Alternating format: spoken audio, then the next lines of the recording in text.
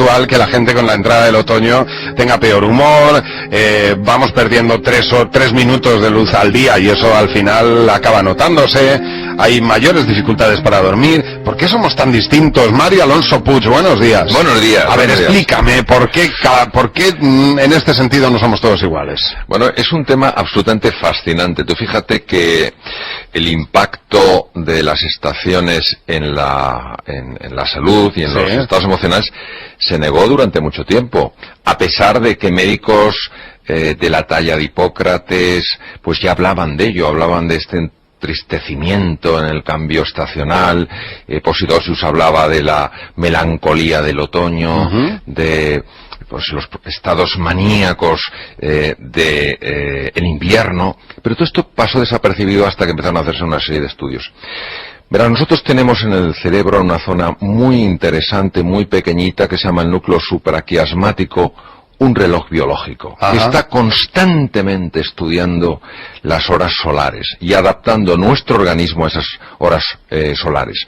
Y hay dos tipos de hormonas, dos tipos de neurotransmisores que se llaman la serotonina y la melatonina, que afectan enormemente a este estado de ánimo. ¿Qué ocurre? Que cuando el número de horas de sol baja, la producción de serotonina también baja. De ahí viene esa especie de tristeza, esa especie de decaimiento, pues la serotonina es una hormona importantísima a la hora de sentirte tranquilo, ilusionado. Y sube la dopamina. Cuando sube la dopamina, porque hay más horas de oscuridad, baja la temperatura. La bajada de la temperatura afecta muchísimo al estado de ánimo. ¿Qué ocurre? Que la bajada de la temperatura que tiene que ocurrir por la noche es importante en los procesos de recuperación del cuerpo. De hecho, la melatonina es una hormona muy agresiva contra los tumores y muy potenciadora del sistema inmunológico. Pero fíjate qué cosa tan curiosa, como la subida de una hormona que de alguna manera es natural, también afecta al estado de ánimo de una persona. Oye, te voy a hacer, luego profundizamos un poco en esto. ¿Vale de algo? Voy a hacer un comentario aparte. ¿Vale de algo en esas cápsulas de melatonina que están...? Le voy a preguntar yo, ¿y si no se puede uno aplicar serotonina? Eso no se vende, ¿no? No, la serotonina no, pero la melatonina sí que están vendiéndose ahora en cápsulas para dormir. Yo no sé si esto se puede... Pues fíjate, respecto de la serotonina, cuando hay situaciones de esto que se llama el TAE, el trastorno afectivo estacional, cuando es muy intenso y la persona realmente lo está pasando muy mal y por supuesto que tiene que pedir atención especializada, pues se utilizan a veces antidepresivos que lo que hacen es subir los niveles de serotonina en el cerebro.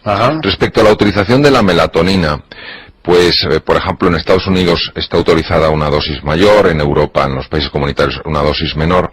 Sí se sabe que la melatonina es un buen inductor del sueño. Personas, por ejemplo, que tienen pues desarreglos en lo que se llama los ritmos circadianos, estos ritmos que suben y bajan de determinados niveles hormonales, la melatonina, al actuar precisamente sobre ese pequeño núcleo, el núcleo supraquiasmático, puede rectificar el insomnio. Y por eso, tomar melatonina para personas que tienen insomnio, pues puede ser una buena ayuda. O sea que sí que puede venir bien en un momento dado. Sí.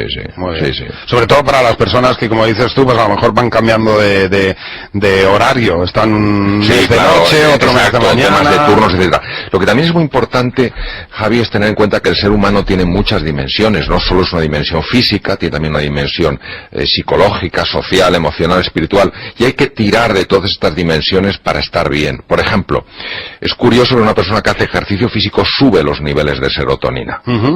También hay que aprovechar cuando veamos que hay un poquito de luz, porque esa luz lo que hace es subir los niveles de serotonina y bajar los niveles de la melatonina, con lo cual el estado de ánimo también mejora. La vitamina D3, por ejemplo, parece, aunque hay estudios controvertidos, que también puede tener un efecto beneficioso. ¿Qué ocurre? Que la vitamina D3 se forma menos porque se forma por los rayos solares, con lo cual cuando nos tapamos en invierno, cuando nos exponemos menos, pues se forma menos vitamina D. También el hablar con los demás, al tener un momento difícil. Y sobre todo, yo creo que el mensaje que podemos transmitir desde aquí es que cuando una persona se sienta así, que está pues decaída, con poca energía, con somnolencia, que no crea que ella es una persona distinta al resto, peor que al resto, que es deficiente, que tiene algún tipo de cosa que la convierte en un ser inferior. No es así. No, es que hay personas que al no poder comprender lo que les pasa creen que ellos internamente están mal. Esto es una cosa que nos afecta a todos, y que todos de alguna manera lo llevamos, lo vamos superando. Sobre todo, el elemento clave es que si a una persona le ocurre esto, que no se aísle. Oye, que lo comparta, que hable, que busque ayuda. Estoy de acuerdo en que nos pasa a todos, pero en distinta medida. A mí la primavera me sienta fatal y el otoño fenomenal. Eso que dices es uno de los temas más fascinantes y más paradójicos. Hay personas que les afecta mucho más la primavera y el verano que el otoño y el invierno, y no se comprende por qué. ¿Ah? No se comprende porque también se ha visto en algunos estudios extrayendo sangre venosa, se ha visto que en algunas personas, por ejemplo, en época veraniega, en época de primavera, que las horas de luz son mayores, se ha visto que los niveles de melatonina, que tenían que ser muy bajos porque la melatonina, la producción se inhibe por la luz solar, eran más altos de lo normal. Esto podría explicar situaciones como la que tú comentas, personas que a lo mejor lo notan más en la primavera y en el verano. Ya, pues a lo mejor será que uno venimos de la caverna y otro de la estepa. No sé, de la caverna venimos todos, Javi. Pero bueno. De la caverna venimos todos. Y algunos siguen en ella. Oye, ¿y la caverna tiene que ser adulto? El que sale de la caverna, ¿a los niños les afecta esto? Sí, afecta a todos. La producción de melatonina en los niños es enorme. De hecho, a partir de los 70 años, la producción de melatonina es el 10% de la que teníamos cuando éramos niños. Porque hay que tener en cuenta que la melatonina, los niños, si os dais cuenta, necesitan dormir mucho. ¿Sí? La melatonina es uno de los mejores antioxidantes que se conocen. Ajá. Los radicales libres son los que nos hacen envejecer. Los radicales libres lesionan las células. La melatonina tiene un poder antioxidante tremendo.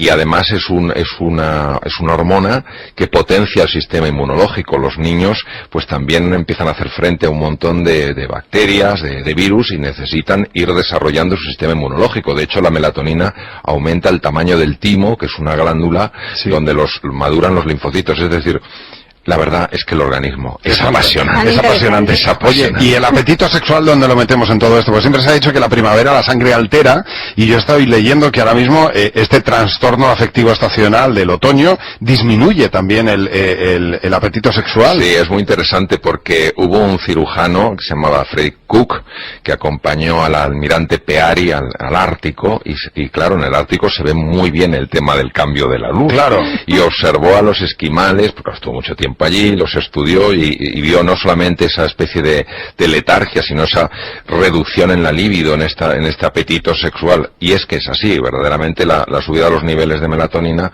produce también una caída en este... Testosterona, me imagino. Sí, produce... Son circuitos excepcionalmente complejos, donde todo está conectado con todo, pero sí afecta directamente al apetito sexual. ¿A ti te sienta bien el otoño o eres más de primavera? ¿Sabes lo que pasa? A mí me sienta bien el otoño, no porque no tenga la caída de serotonina y la subida de melatonina que tiene todo el mundo, sino porque me gusta tanto ver los cambios de color en las hojas de los árboles, que me fijo en eso. Es fascinante, sí, es verdad. Mario Alonso Puig, muchísimas gracias. Gracias a vosotros. Y hasta el próximo día. Nos hace falta una buena dosis de optimismo. De optimismo, pero objetivo. Poder sacar de nosotros mismos todo nuestro potencial. Intentar alcanzar esos momentos de felicidad que nos estimulen, que nos animen a seguir adelante. Y uno de esos grandes expertos, coaching, comunicador, médico, bueno, yo creo que uno de esos referentes ahora mismo en nuestro país en materia de positivismo y de claves para mejorar y para ser un poquito más felices es el profesor Mario Alonso Puig. Profesor, muchísimas gracias por estar con nuestros oyentes. Bienvenido y buenas tardes. Muchas gracias, buenas tardes, gracias a ustedes. Usted está recorriendo España, está enviando mensajes positivos, mensajes optimistas, pero lo que más me gusta de esos mensajes que usted nos manda es que son, realmente muy con los pies en la tierra, es decir, muy realistas, porque usted nos dice que lo más importante que tenemos cada uno de nosotros es precisamente a nosotros mismos, ¿no? Ahí podría estar un poco la clave. Sí, vamos a ver, el tener una mentalidad positiva no va para nada reñida con tener una mentalidad realista. Vamos a ver, la realidad no cabe duda que tiene aspectos dolorosos, aspectos duros y aspectos feos. Y esto hay que reconocerlo porque es así, es obvio y es evidente. La realidad, sin embargo, tiene también posibilidades, tiene oportunidades, tiene aspectos muy hermosos, muy bellos y muy inspiradores. La mentalidad positiva lo único que hace es enfocar la atención en aquello que está bien, en aquello que es fuente de oportunidad, que es fuente de posibilidad. No quiere decir que niegue lo que está mal. Lo que quiere decir es que donde pone toda la atención, donde pone toda la energía, donde pone todo el entusiasmo en lo que está bien. Y curiosamente esto se parece mucho, usando una analogía, a la luz y a la oscuridad. No hay manera de sacar la oscuridad de una habitación, por más que uno se empeñe, por más que uno hable de ella. Pero si pones un poquito de luz, aunque sea la luz de una humilde cerilla, inmediatamente la oscuridad se desvanece. Por eso la mentalidad positiva lo que hace fundamentalmente es desvanecer nuestra angustia, nuestra sensación de incompetencia, nuestra sensación de pequeñez, precisamente en los momentos en los que más necesitamos aflorar esa fuerza interior que todos tenemos, despertar esas energías dormidas, desplegar esos talentos ocultos. Por eso la mentalidad positiva lo único que pretende es hacer justicia a la realidad. Y hacer justicia a la realidad quiere decir que dentro de nosotros existe un potencial que merece ser explorado, descubierto y aflorado. De hecho, usted dice que salir fortalecidos de una situación crítica o difícil es una cuestión de actitud. Sí, vamos a ver, una crisis es fundamentalmente un punto de inflexión. Es decir, de alguna manera somos sacados de nuestra zona de confort, de nuestra zona conocida, de nuestro status quo, y nos encontramos frente a la incertidumbre. Frente a la incertidumbre, frente al cambio profundo, muchas veces no consultamos a nuestra verdadera realidad, a nuestra fuerza interior, consultamos a la impresión que tenemos de nosotros mismos. Actitud quiere decir cómo me posiciono yo frente a una realidad. Cuando esta realidad es difícil, cuando esta realidad es muy desafiante como la actual, la actitud es cómo yo me posiciono frente a esa realidad difícil. ¿Me posiciono como alguien que la rechaza, como alguien que la detesta, o me posiciono como alguien que dice, de acuerdo, ahora no sé cómo manejarme, pero si persisto, si busco alternativas, si sigo adelante, si no tiro la toalla, seguro que encuentro un camino. Por eso la actitud es lo que nos lleva a la aptitud. El querer es lo que nos lleva antes o después al poder. También ha comentado usted en alguna ocasión, y lo refleja así en sus libros, que a veces buscamos excusas para no reflexionar. ¿Qué quiere decir con esto? Esta es una pregunta importantísima. Vamos a ver. Nosotros tenemos dos tipos, digamos, voy a decirlo de una manera lo más sencilla posible, tipos de actividad mental. Tenemos una actividad mental superficial, que es el pensamiento habitual. Es un pensamiento automático. Pensamos las mismas cosas, decimos las mismas cosas, sentimos las mismas cosas, experimentamos las mismas cosas. No puede haber transformación interior mientras que pensemos las mismas cosas, sintamos las mismas cosas, hagamos las mismas cosas y experimentemos las mismas cosas.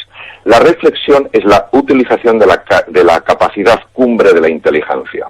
La palabra inteligencia quiere decir capacidad de penetración en la profundidad de las cosas, en la realidad de las cosas. La reflexión es el proceso donde una persona se mete en su propio interior, bucea en su interioridad y entra en contacto con un espacio que es fuente de posibilidades. Es verdad que como no estamos acostumbrados a pensar con rigor, esto es con profundidad, con anchura y con alcance, sino que nuestro pensamiento es muy automático, cuando hacemos este ejercicio de reflexión nos parece que estamos perdiendo el tiempo, nos molesta el silencio, nos molesta la sensación de vacío. Yo animo muchísimo a las personas a que dediquen 5 o 10 minutos a entrenarse cada día en esto, en buscar un espacio de silencio, un lugar donde no sean molestados, y penetrar en su interior, hacerse preguntas, buscar dentro. Es espectacular, lo digo literalmente, espectacular lo que encontramos dentro de nosotros si somos capaces de persistir en este proceso de búsqueda interior. ¿Qué pasa? Que hay que soportar el silencio, hay que soportar el vacío y la sensación de que perdemos el tiempo porque da la sensación de que no estamos haciendo nada. Bueno, es como el leñador que no afila su hacha. Si no afilas tu hacha a través de la reflexión, es muy difícil que puedas seguir siendo eficiente a la hora de cortar árboles o haciendo las tareas que tengas que hacer en tu vida. Hay otro aspecto, profesor, que usted insiste, y es el del pensamiento positivo. Lo ha dicho también hace apenas unos minutos. Incluso el pensamiento positivo es capaz de fortalecer el sistema inmunitario. Es decir, pensar en positivo nos puede ayudar a mejorar nuestra salud física. Sí, y además voy a ir muy directo a lo que nos dice la ciencia en este sentido. Vamos a ver. La parte más anterior de nuestro cerebro, la que está justo detrás de la frente y encima de las órbitas, esa es lo que se llama el área prefrontal. El área prefrontal izquierda, es decir, ese área localizada en el hemisferio izquierdo, tenemos dos hemisferios, izquierdo y derecho, como si fuera una nuez, dos partes. Esa parte, el área prefrontal del hemisferio izquierdo, es la base de las emociones positivas. Se sabe que cuando se sonríe, cuando se intenta encontrar el lado positivo de las cosas, cuando se es generoso, cuando se es compasivo, cuando se vive con ilusión, se sabe, porque se ha podido observar utilizando técnicas de neuroimagen muy sofisticadas, se sabe que este área aumenta de tamaño, es decir, las conexiones se hacen más ricas, hay una mayor neuroplasticidad y toda esta zona, toda este área dedicada a las emociones positivas, el lóbulo prefrontal, digamos que se expande, para entendernos. Bien, la expansión de la zona prefrontal izquierda, la parte dedicada a las emociones positivas, tiene de entrada dos efectos que se han documentado muy bien y en distintos estudios magníficamente llevados a cabo. La primera es una reducción del miedo. Cuando se fortalece esta zona, hay un fascículo que se llama el fascículo uncinado, que conecta la zona prefrontal con los núcleos amigdalinos del cerebro, que es donde se genera el miedo, y ejercen una actividad inhibitoria, es decir, reducen la actividad de la amígdala, es decir, reducen nuestro miedo. Esto es fundamental cuando hacemos frente a la incertidumbre, cuando hacemos frente a la ambigüedad y al cambio. Es decir, vivimos mucho menos asustados, es decir, mucho más confiados. Esto es un efecto muy importante a nivel mental. Pero es que también se ha demostrado que la activación de esta zona prefrontal izquierda estimula el sistema inmunológico, el sistema de defensa. Los leucocitos, los linfocitos, es decir, todas aquellas células que nos protegen frente a agresiones por bacterias, por virus y por tumores. Es decir, no cabe duda hoy, en base a la ciencia más moderna que existe, que tener una actitud positiva en la vida, a pesar de la dificultad, a pesar de los obstáculos, favorece que tengamos confianza porque reduce físicamente nuestro miedo y además potencia nuestra salud porque amplifica la función del sistema inmunológico.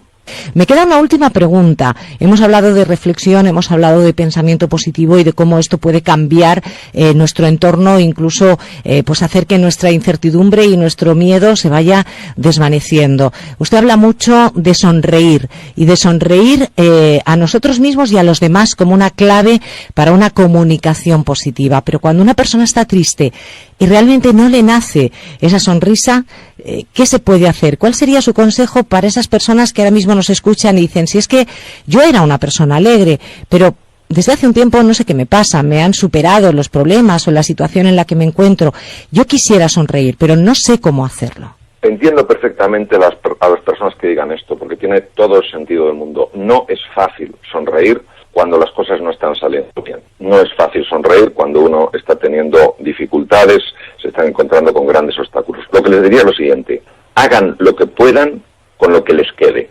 Es decir, posiblemente en ese momento no pueden hacer lo que se llama la sonrisa auténtica de Duchenne, que es la sonrisa cuando una persona está realmente alegre, pero que hagan todo lo posible para mover su cara en el sentido de esbozar una sonrisa.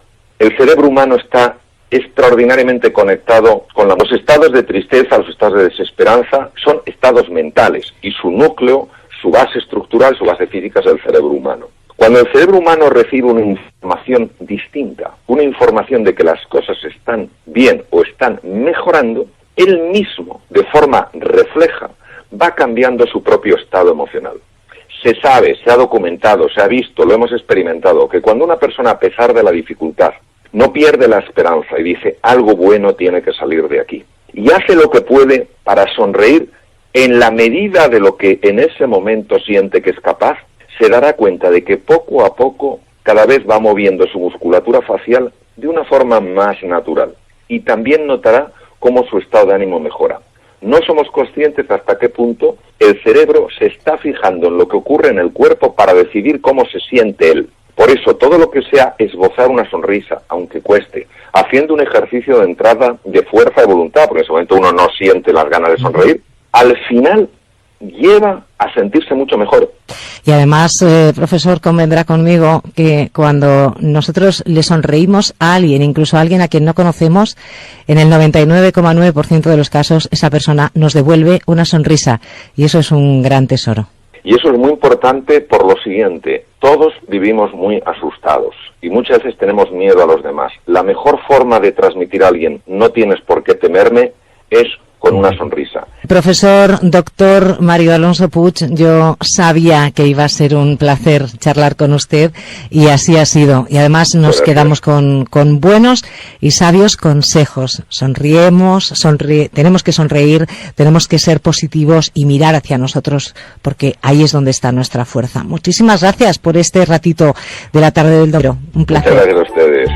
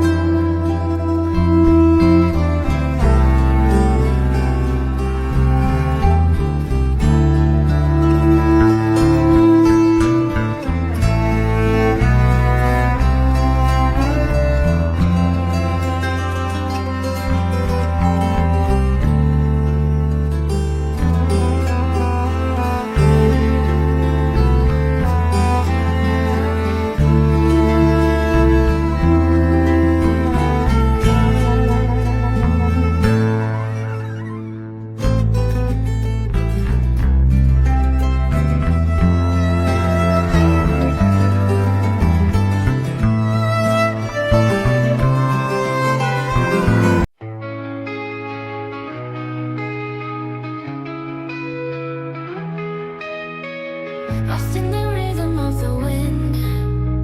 Strings whisper secrets to my soul. In a world of alternative rock where indie rock takes control.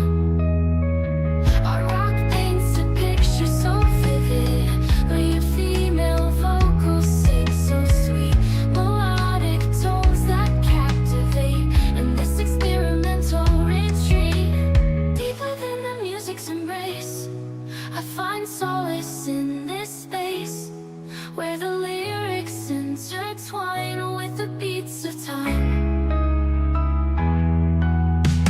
Layers of sound surround me, like a symphony of the mind. An art rock masterpiece unfolding in a melody so kind. Each note a brushstroke of emotion, painting hues of every shade. The female vocals breathe life into a song that won't fade. Deep within the music's embrace, I find solace in this space, where the lyrics intertwine with the beats of time.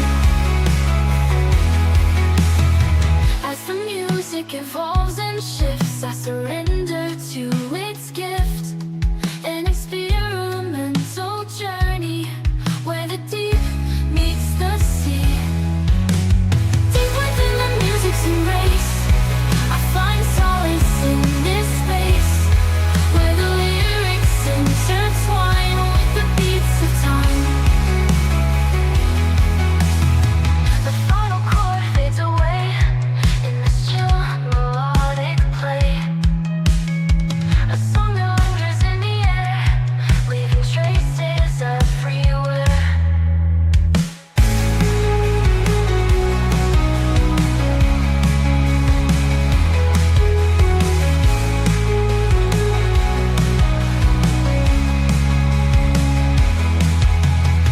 Layers of sound surround me, like a symphony of the mind. An art rock masterpiece unfolding in